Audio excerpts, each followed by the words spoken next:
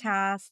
Hey everyone, welcome to the Not a Lonely Coffee Break podcast. We are your hosts. I'm Maddie. And I'm Meaghan. We're a podcast about coffee and work, but make it queer. Always. Meaghan and I did want to take a moment though and just share that we're having a rough couple of weeks just because of, Texas is going through a lot right now. And our hearts and our thoughts and our encouragement are with all of the families and the communities that are being impacted by the flooding. We will be doing our best to be posting information about resources for anyone who might be wanting to volunteer, donate, contribute in any way to any of those communities impacted. So just make sure that you are staying on top of our social media. We'll be trying our best to share any resources as we find them. But we just wanted to take a moment to acknowledge that Texas is hurting right now, and Meaghan and I are right there with y'all in our hurt. Yes. So thanks to everybody that I know that this is probably mid-month, announcement, but these communities are going to be affected for a long time, and I know there's a lot of voices and trying to raise up concerns and, wanting to find answers and, how do we not do this again? And, the best we can do is keep our community safe. So let's just help each other out during this time and we'll just, keep supporting each other. So, Maddie, Absolutely. it's midsummer. Oh, it's midsummer. It's midsummer. Let's do a check-in. How are you doing? What's going on? It's midsummer. It is midsummer. Oh, I'm actually, I am starting for me and sort of like my freelance stuff. I am starting to enter my busy season. So honestly, I feel like I'm kind of like resting up in preparation for that busy season. Anyone who knows me knows that one of the big things I do is I do mental health first aid trainings. And for anyone who hasn't taken that course before, it is an all-day workshop where we talk about mental health. And I'm entering a season where like I have multiple weeks that it's like back to back. So like every day I'll be doing this training and it takes a lot out of me. So I enjoy doing the course. I am really excited that people want to take the course and they're signing up for it. But at the same time, I'm like, oh my gosh, I don't have I was looking at my calendar and I was like, oh my gosh, I literally have a full week. There's one week where it literally starts on a Saturday. I have Sunday like off and then Monday through Friday back to back. So Wow. it'll be fun. So I'm coming up on my busy season. Yeah, don't lose your voice. But that's why we invented coffee and hot tea, right? That's exactly why we invented hot coffee. beverages. So we could work more. It's a cycle, okay? It really is. Okay, It but feeds into itself. speaking of coffee, Meaghan, I have to share this with you. So one of our OG listeners who has been with us since day one and is one of our biggest hype people, my wife,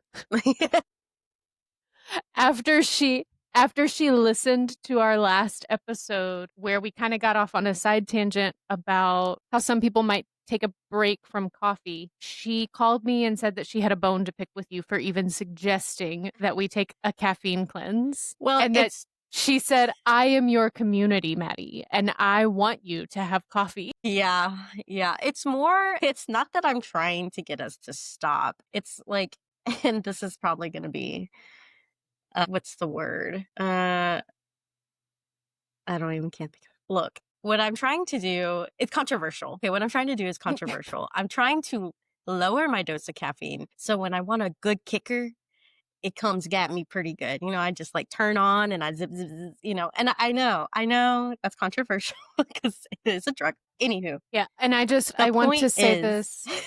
Go ahead. The point is I'm not trying to stop your addiction. I'm trying to ramp it up. Okay.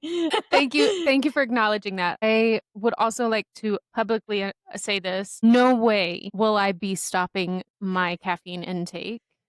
You heard it here first. Meaghan and I were just chit-chatting about this and discussing it, but I thought I was clear and that was not going to be my journey in life with caffeine, but apparently that was not there because my wife was slightly concerned that I was trying to give up caffeine and stop drinking coffee, and I was like, "Absolutely not. Well, Maddie Worley Coffee is life." approves this message, and let it be known she is not stopping her coffee drinking. Well, good. I'm glad we clarified that Cheers. because, yeah, cheers.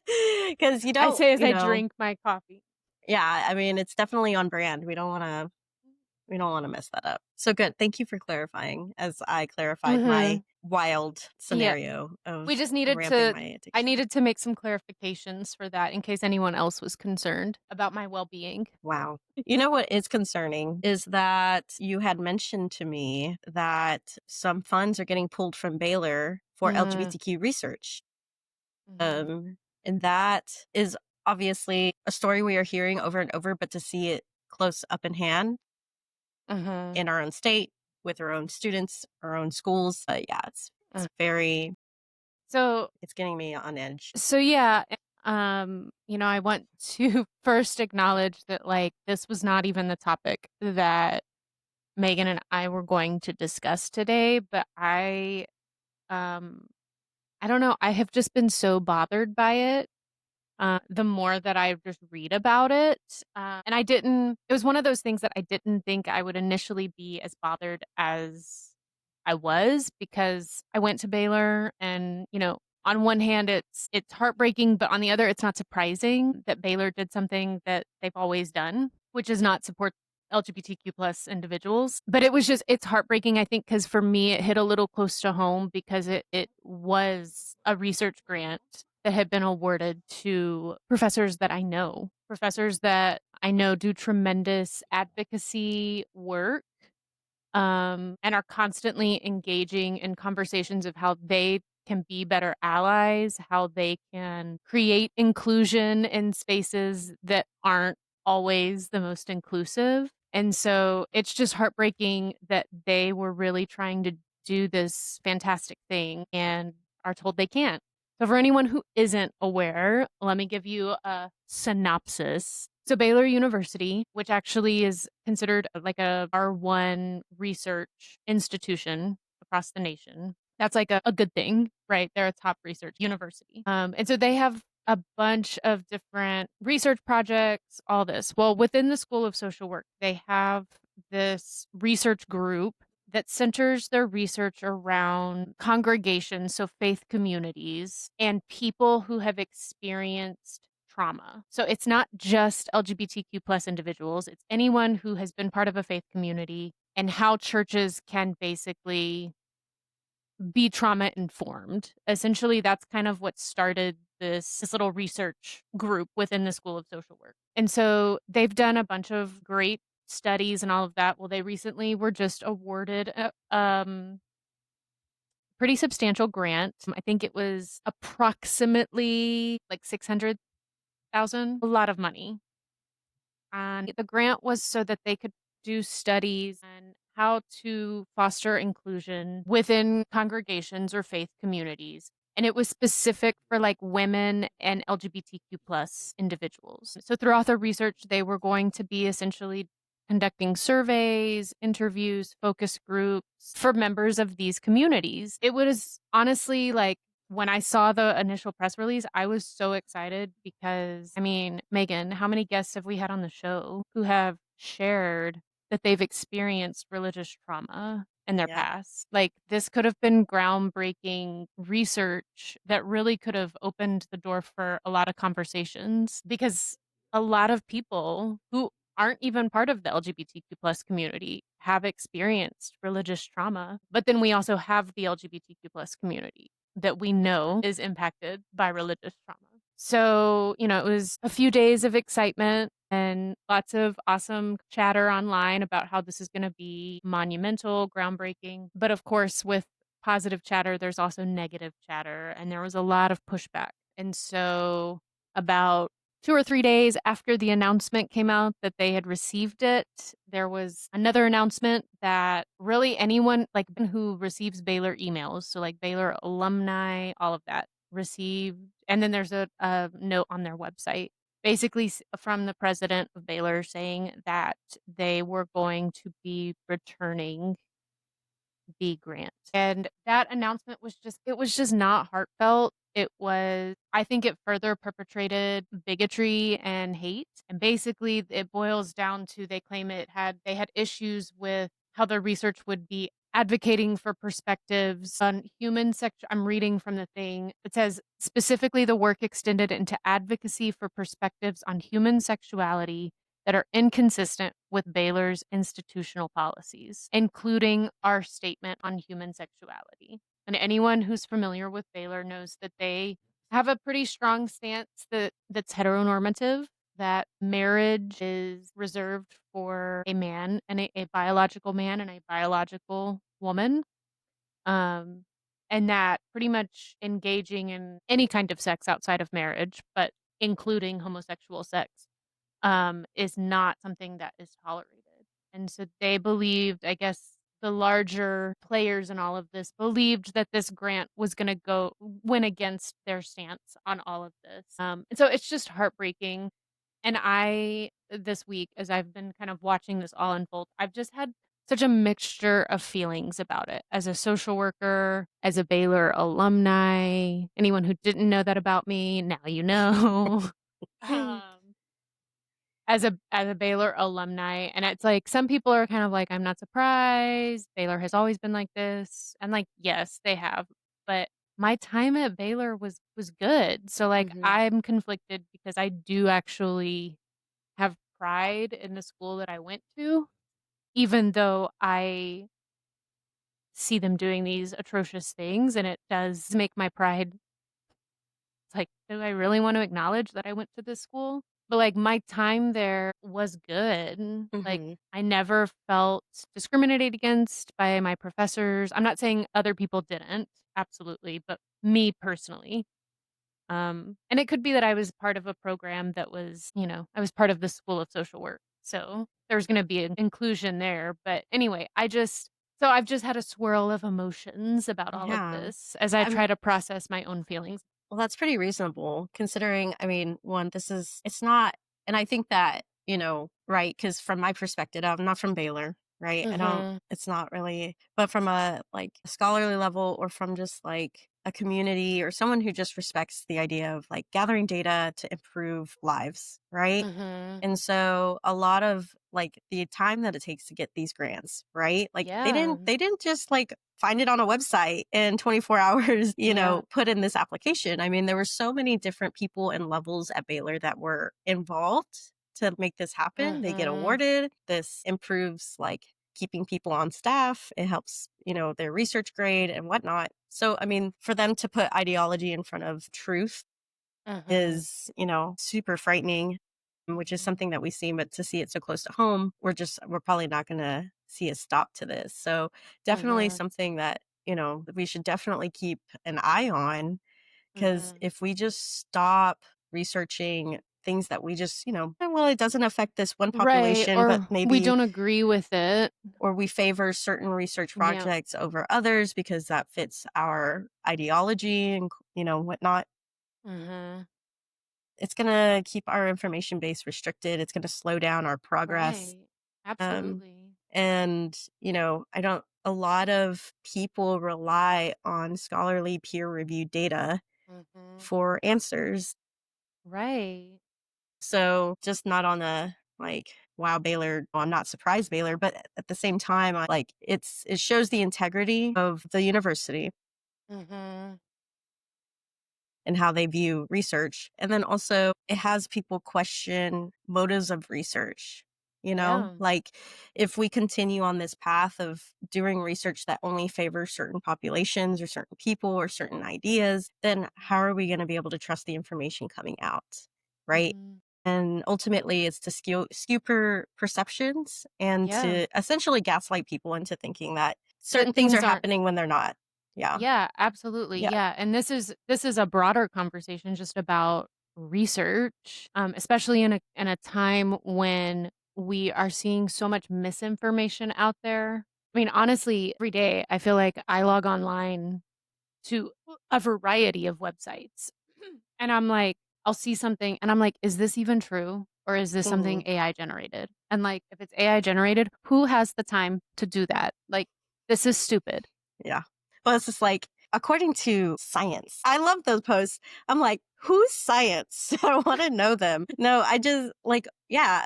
But people, I mean, they're huge institutions and organizations, and it Mhm, doesn't just affect like a couple of mhm, professors or researchers at one university. Like, this mhm. has a snowball effect on our entire Right. community.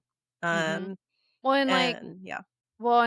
I think the other thing that I was kind of excited to see was, like, it was Baylor University that was gonna be doing this research, and, like, how fantastic for a more conservative Christian university to be willing to explore an area that maybe they aren't super familiar with, they may not agree 100% with, but, like, acknowledging that they exist within their faith community and that there is an intersectionality there, and just willing to engage in conversations on how to do better, Yeah. and then to see them just say, "Never mind, we aren't interested in that." Hmm. It's like, these are humans. And imagine the leverage of amount of trust that Baylor would have had in these communities that they were doing research in. Absolutely. You know, like a lot of times, like it's so hard to find good data when it comes to social experiences. You know, Mhm. like Mhm. because you have to build relationships and you have to get people to Mhm. trust you to even give you this information. Honestly, the university would have been a good like to have behind you in doing this Yeah, type of research. absolutely. And I think it's good to say that with this in mind, I mean, we're talking about like religious aspects, we're talking about congregations, Mhm. we're talking about trauma that is likely experienced in adolescence and childhood. But at the same time, like let's just say these researchers have a hypothesis and they're like, well, we hope it goes this way. Any good researcher will just see the data as it is and evaluate it. Mhm. And that's what you're looking for. You know, Mhm. I think that I mean, that's why these research institutions have the grade that they do, is because they are Right. reliable. But now it's like Mhm. questioning, can we do that with them anymore? You know? Right, yeah. So I think it will be interesting to see how this impacts future research with this university. It'll be interesting to see maybe where that grant ends up, 'cause I would love to see someone else, whether it's a university or an organization, pick it up and continue to, because it's important conversations that need to be had. So I'm hoping that even though had to turn it away, Hmm. and I'm saying had to because I know the professors that were behind it. I know that they're really I think that's the other thing I'm struggling with is kind of like I think this is an example of how our current climate is, like, impacting allyship in the Hmm. workplace, and we're seeing allies or people who are trying to be allies struggling with even how to be allies publicly. Yeah, they're stripped of the opportunity, honestly. Right, and how they can be allies within within the guidelines of their jobs. Yeah. Yeah. I mean, I think that, for our listeners, if we're looking at this from like a queer perspective or like from a workforce perspective, I mean, there are plenty of companies that use this type of data, that use this type of information. And if we continue to see a streak of like grants being rescinded, sent back, Mhm, not being fulfilled, is one thing for federal funding to be pulled from some of these things, but for institutions to be turning away money as well for good mhm, projects is scary. Yeah. So, keep it on your mhm, radar. If you guys see something similar to this, bring it to our attention. Let's share the information. mhm, This is something that, it may not make sense right now to get behind of, but it will be. mhm. It'll definitely will be. Yeah, I think and Megan and you and I talked a little bit about this when I was just telling you where my head was at, and, like, this is bigger than just this one story, that I've been sucked into, and I think that's probably why I'm also sitting with it a little bit differently is, like, I feel tired, and I'm like, "Why are we in a place where it's okay for us to basically remove, hide data that doesn't fit a political agenda?" Because that's what this is. I mean, I've even within, like I know that I've seen some stuff about states that have strict abortion laws in place, and they are basically just not collecting certain data to make it seem like the law is doing what they said it was gonna Hmm. do. Well, yeah, if you don't collect that data and it doesn't exist somewhere, then of Should. course it's Yeah. gonna of course. Mm. So it's just a dangerous time that we're living in when it comes to getting data, trying to uncover the facts, and, like, all of this could be life-saving. Like, that's how progress is made, is by what the data says. What do the numbers say? Everyone uses data to help Even us. if you don't know it. Right. Like, we all look at what is happening in our communities to try to figure out a solution. And so when we don't have access to that data or opportunities to engage in those conversations, it's just going to harm our society because we're not going to be able to come up with solutions that can actually make positive change. We will see how this continues to unfold. But just like Megan said, yeah, if you guys have any interesting stories that maybe you have been sucked into that are impacting the queer community or queer spaces, feel free to share that with us. Or if you are aware of any resources that might be engaging in these kinds of conversations, please share those with us. And we would love to make sure our community, our coffee break community, has access to those. So, thank you, Megan, for letting us have this downer of an episode. It's And we're trying to be real. I mean, mhm. it's going sideways. And then frankly, like, we're all humans, right, on this podcast. And I think that, maybe our listeners, maybe you're going through this summer and you're just like, huh, there's a lot going on. Take time to carve out for yourself. Like, Maddie, you said you got like a bajillion days of mental health first aid. Yes. Be sure to take 2 days after to do nothing. Oh, So absolutely. yeah, Absolutely. you have to be intentional. Mhm. But, I think that, it's an important information to share, and it deeply affects the LGBTQ community. Mhm. Well, and I think also just in general, anyone who is in like a job Mhm. that they are a researcher or they are part of research groups, like this could impact their job because we use grant funding. A lot of these places use grant funding to pay for people's jobs. So, if you don't have that grant, you Don't may have a not job. be able to afford having certain people on staff, which is just heartbreaking. So, lots of ramifications when we pull the plug on things like that. Is But there anything else going on in our community? Like, what's going on? oh my gosh, there is. Okay. You know me, I always will come with the tea, the good, the bad, and the exciting. And so I just want to share some, I don't know, for me personally, it was some queer joy Okay. that I experienced this week. Because Megan, you know me, and anyone who knows me knows that I am a sucker for celebrity gossip. Obviously. Yes. I always know what's happening with everyone. Sometimes like sooner than most people do. Like as soon as it's posted, I'm like, "Oh my gosh, have you seen the Well, news?" yeah. Yeah. So, in queer news, lesbian Jesus just got engaged to their Oh. longtime girlfriend, to her longtime girlfriend of 7 years. So they just Oh. recently got engaged, and I guess about a week ago, it became public news, like, earlier. So I do have a question. Yes. This is probably because I am not in the know, but who is lesbian Jesus? Yes, yes, yes. So, lesbian Jesus, that is the nickname that is associated with Haley Kiyoko. Okay. Who is she was she's not like the first, but she is kind of an earlier. She started out I think on like Disney Channel or something. Oh, okay. But then when she launched her music career, she came out publicly with a gay anthem, Girls Like Girls. Okay. It's now a book. I think it's about to be adapted into like a TV series or a movie or Oh, something. that's cool.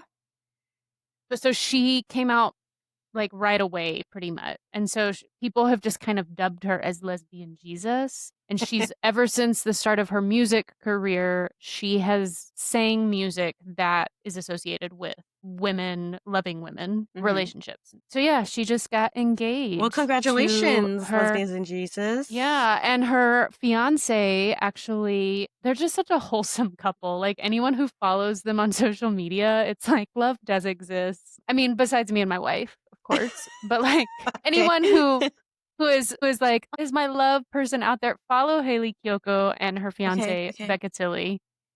If I want some cute romance stuff. They're just cute. And the way Mm. that they talk about each other is just precious. But so Becca Tilly actually became popular on The Bachelor. And she was on The Bachelor for 2 seasons, and she was kind of like the token Christian conservative contestant. And And that then was it kind turns of out she was a lesbian? right. Well, Wow. and then that was kind of like her fan base that she had followed. And then after being on The Bachelor, I guess she met Haley and Wow. she realized that maybe she wasn't as into men as she thought she might have been. And they've been together for 7 years. But yeah, if she does anyone who is maybe interested in talking a little bit more or learning a little bit more about people who've navigated religious trauma and upbringings, Becca Tilley actually does talk a little bit Oh. about any like once they came out publicly with Mhm. their relationship. She does talk a little bit about the struggle that she had of navigating being sort of a role model for conservative Christian people and also falling in love with a woman. Um, That's awesome. so Well, they anyway, good so yeah, good for them. congratulations Yeah, it's good for to them, lesbian Jesus. and thank you to them for coming out public because we need more, love Mhm. stories out there.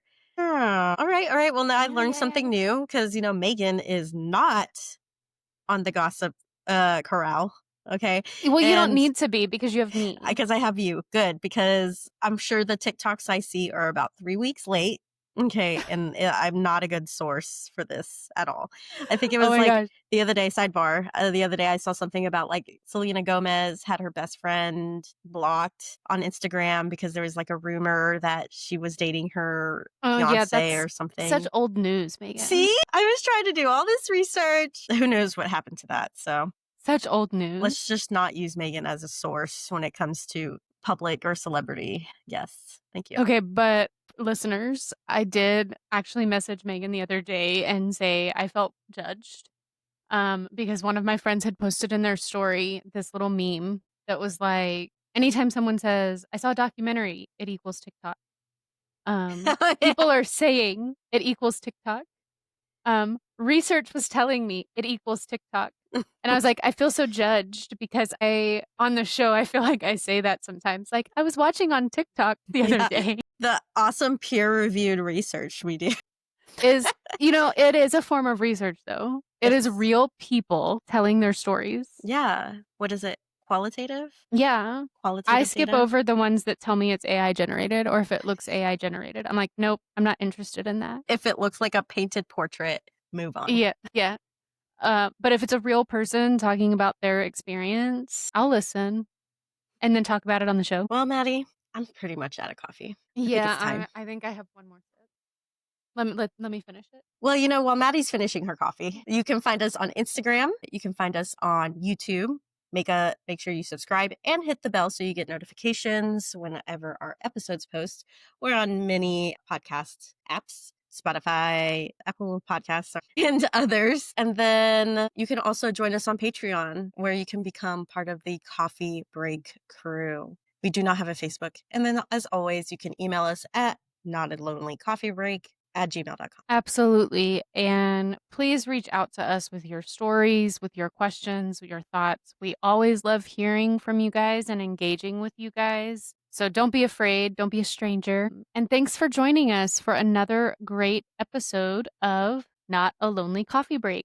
Again, we are your hosts. I'm Maddie. And I'm Megan. And cheers, Cheers, queer. queers.